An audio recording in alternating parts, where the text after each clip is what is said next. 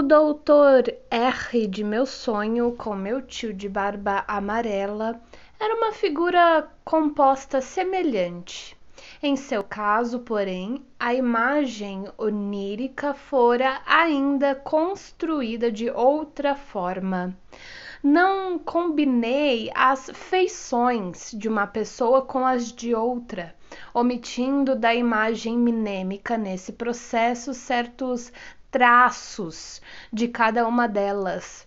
O que fiz foi adotar o procedimento porque Galton produzia retratos de família, a saber, projetando duas imagens sobre uma chapa, de modo que certas feições comuns a ambas eram realçadas, enquanto as que não se ajustavam uma à outra se anulavam mutuamente e ficavam indistintas na fotografia.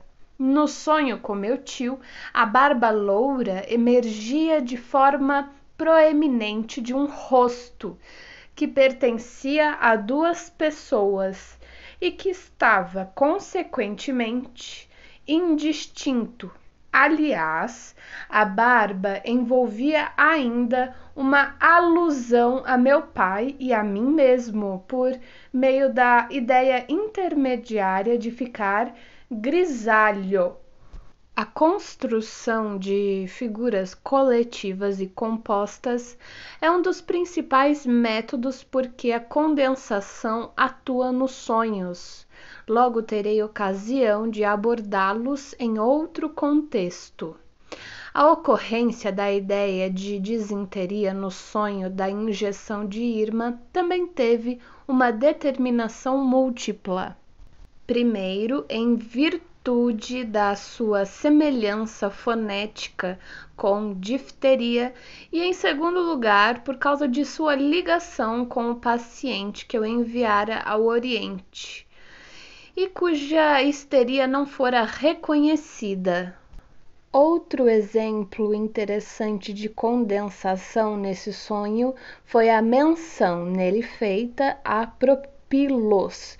O que estava contido no pensamento do sonho não era propilos, mas amilos. Poder-se-ia supor que um único deslocamento ocorrera nesse ponto na construção do sonho. Esse era realmente o caso, mas o deslocamento servira às finalidades da condensação, como é provado pelo acréscimo que se segue à análise do sonho. Quando permiti que minha atenção se demorasse um pouco mais na palavra propilos, ocorreu-me que soava como propileu, mas há propileus não só em Atenas, como também em Munique. Um ano antes do sonho, eu tinha ido a Munique visitar um amigo que estava gravemente enfermo na ocasião. O mesmo amigo a que aludi inequivocamente no sonho por intermédio da palavra trimetilamina, que ocorreu logo depois de propilos. Deixarei de lado o modo surpreendente como, nesse caso, tal como em outras análises de sonhos, utilizam-se associações da mais variada importância intrínseca para estabelecer ligações de ideias, como se tivessem peso igual. E cederei à tentação de apresentar, por assim dizer, uma imagem plástica do processo pelo qual os mamilos nos pensamentos do sonho foram substituídos por propilos no conteúdo do sonho. Por um lado, vemos o grupo de representações ligado a meu amigo Otto, que não compreendia que tomava partido contra mim e que me presenteara com um licor com aroma de amilo, Por outro lado, vemos barra ligado ao primeiro grupo por seu próprio contraste, barra o grupo de representações relacionado com meu amigo de Berlim, entre colchetes Wilhelm Flies, que de fato me compreendia, que tomava meu partido e a quem eu devia tantas informações valiosas que tratavam, entre outras coisas, da química dos processos sexuais. As causas excitantes recentes, travessão, os instigadores reais do sonho, travessão, determinaram o que iria atrair minha atenção no grupo, entre aspas, Otto. O mamilo se achava entre esses elementos seletos que estavam predestinados a fazer parte do conteúdo do sonho. O copioso grupo, entre aspas, Wilhelm, foi excitado precisamente por estar em contraste com, entre aspas, Otto, e nele se enfatizaram os elementos que faziam eco aos que já tinham sido incitados entre aspas, Otto. Em todo sonho, de fato, fiquei a me voltar de alguém que me aborrecia para alguém que pudesse ser agradavelmente contrastado com ele. Ponto por ponto. Eu evocava um amigo contra um opositor. Assim, o amilo do grupo, entre aspas, Otto, produziu no outro grupo lembranças do campo da química. Dessa maneira, a trimetilamina, que recebia apoio de várias direções, penetrou no conteúdo do sonho. O próprio amilo poderia ter entrado sem alteração no conteúdo do sonho, mas ficou sob a influência do grupo, entre aspas, Wilhelm, pois toda a gama de lembranças abrangida por esse nome foi vasculhada para que se encontrasse algum elemento que pudesse proporcionar uma determinação bilateral para amilos. Propilos estava intimamente associado com amilos e Munique, do grupo, entre aspas, Wilhelm, com seu propileu, vinha parcialmente a seu encontro. Os dois grupos de ideias convergiram para propileu e como que por um ato de conciliação, esse elemento intermediário foi o que penetrou no conteúdo do sonho. Aqui se construíra uma entidade intermediária comum que admitia determinação múltipla. É evidente, portanto, que a determinação múltipla deve tornar mais fácil a um elemento impor-se ao conteúdo do sonho, no sentido de estruturar um elo intermediário dessa natureza. A atenção é deslocada sem hesitação daquilo que realmente é pretendido para alguma associação vizinha. Nosso estudo do sonho da injeção de Irma já nos permitiu adquirir certo discernimento dos processos de condensação no decorrer da formação dos sonhos. Podemos observar alguns de seus detalhes, tais como o modo como se dá preferência aos elementos que ocorrem várias vezes nos pensamentos do sonho, como se formam novas unidades, abre parênteses, sobre a forma de figuras coletivas e estruturas compostas, fecha parênteses, e como se constroem entidades intermediárias comuns, As demais questões relativas à finalidade de condensação e os fatores que tendem a produzi-la não serão levantadas até que tenhamos considerado toda a questão dos processos psíquicos que atuam na formação dos sonhos. Contentar-nos-emos, por ora, em reconhecer o fato de que a condensação onírica é uma característica notável da relação entre os pensamentos do sonho e o conteúdo do sonho.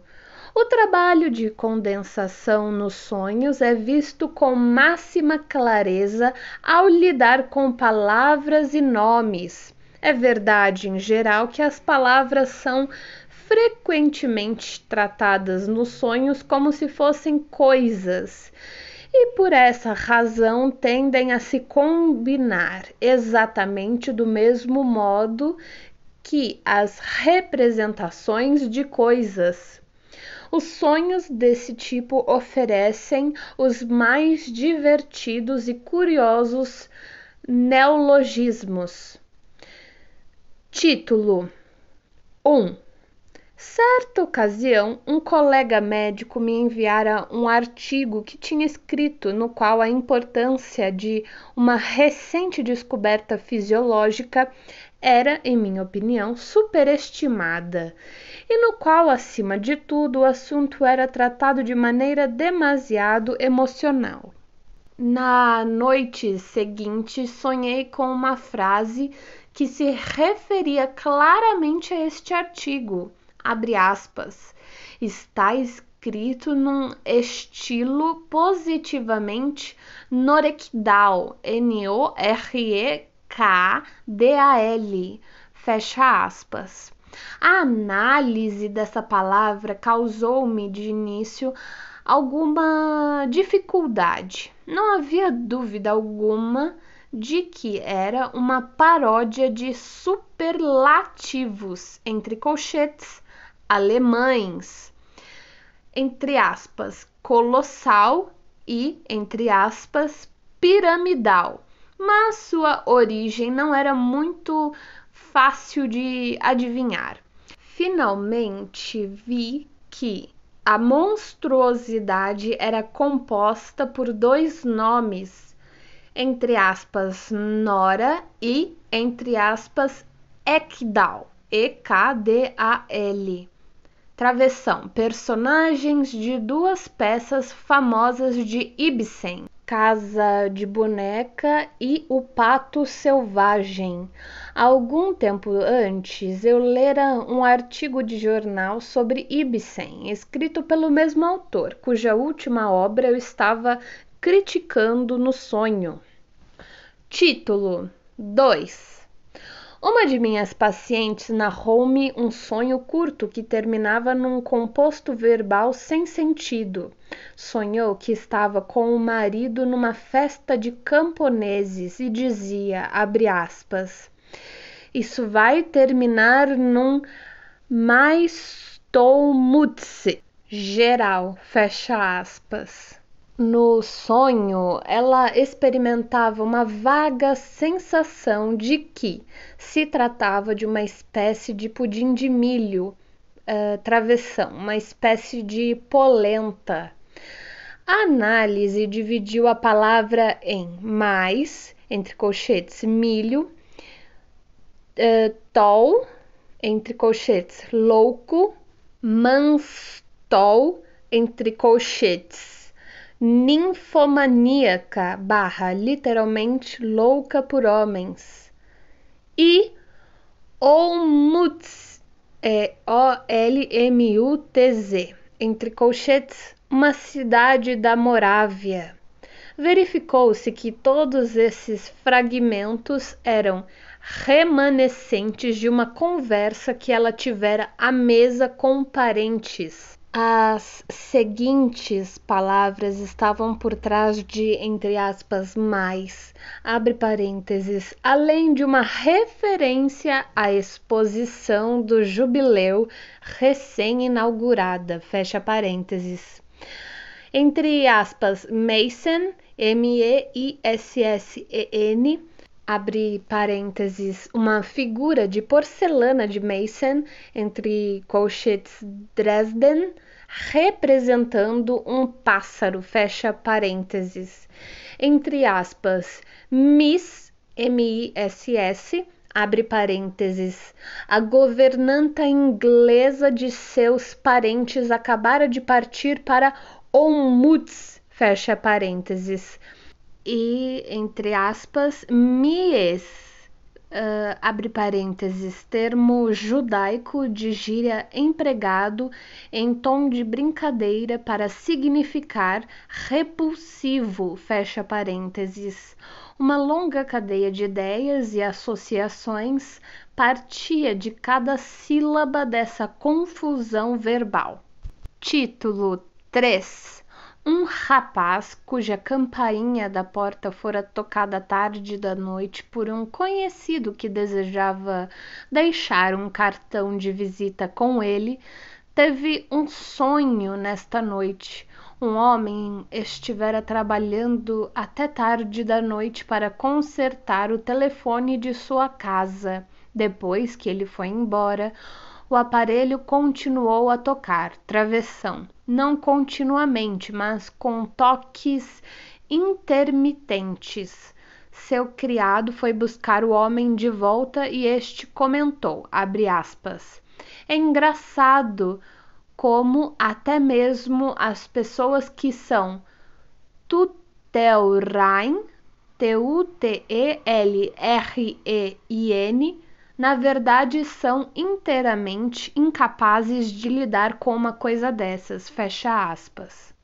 Veremos que a causa excitante irrelevante do sono só abrange um de seus elementos. Esse episódio só adquiriu alguma importância pelo fato de o sonhador tê-lo colocado na mesma série de uma experiência anterior, que apesar de igualmente irrelevante em si, recebera da imaginação dele um significado substitutivo. Quando menino, morando com o pai, ele havia entornado um copo de água no chão, quando estava meio adormecido. Os fios de telefone tinham ficado encharcados e seu tilintar contínuo perturbara o sono do pai. Como o tilintar contínuo correspondia a ficar molhado, os toques intermitentes foram utilizados para representar gotas caindo. A palavra Tutelrein pôde ser analisada em 3 sentidos e levou dessa maneira a 3 dos assuntos representados nos pensamentos do sonho. Tutel é um termo jurídico para designar guarda, tutela. O outro tutel, ou possivelmente tutel com 2 T's, é também um termo vulgar para o seio feminino. A parte restante da palavra rein significa limpo, combinada com a primeira parte de Zimmertelegraph, que significa telefone doméstico, forma Zummerrein, treinado em casa, que se relaciona estreitamente a molhar o chão e além disso tinha um som muito semelhante ao do nome de um membro da família do sonhador. Título 4. Num sonho confuso e um tanto extenso que eu mesmo tive, cujo ponto central parecia ser uma viagem marítima, a escala seguinte parecia chamar-se Hearsin, Hearsin, e depois dela vinha Flyes. Esta última palavra era o nome do meu amigo de Berlim, que muitas vezes fora o objetivo de minhas viagens. Hearsing era um composto, parte dela derivava de nomes de lugares ao longo da ferrovia suburbana perto de Viena, que tão frequentemente terminam em ing. Heidsing, Leasing, Modeling, entre parênteses, Medelitz, Meai Deliciae, era seu antigo nome, travessão, ou seja, Meine Freude, meu deleite, entre aspas. Fecha parênteses. A outra parte derivou-se da palavra inglesa hearsay, Hearsay, entre parênteses, boato. Esta sugeria calúnia e estabeleceu a ligação do sonho com seu instigador irrelevante da véspera, um poema periódico Fliegende Blatter, sobre um anão caluniador chamado Sagter Hattergesagt, entre colchetes, disse-me disse. Se a sílaba ing fosse acrescentada ao nome Flyes, teríamos Vlissingen, que era com certeza a escala na viagem marítima que meu irmão fazia sempre que vinha da Inglaterra nos visitar. Mas o nome inglês para Vlissingen é Flushing, Flushing, que em inglês significa enrubescer, que me fez lembrar dos pacientes que tratei por sofrerem de ereutofobia e também de um artigo recente de Bechterel, não sei como pronunciar, é Bechterew, sobre essa neurose que me causara certo aborrecimento. Título 5. Em outra ocasião, tive um sonho que constituiu em duas partes separadas.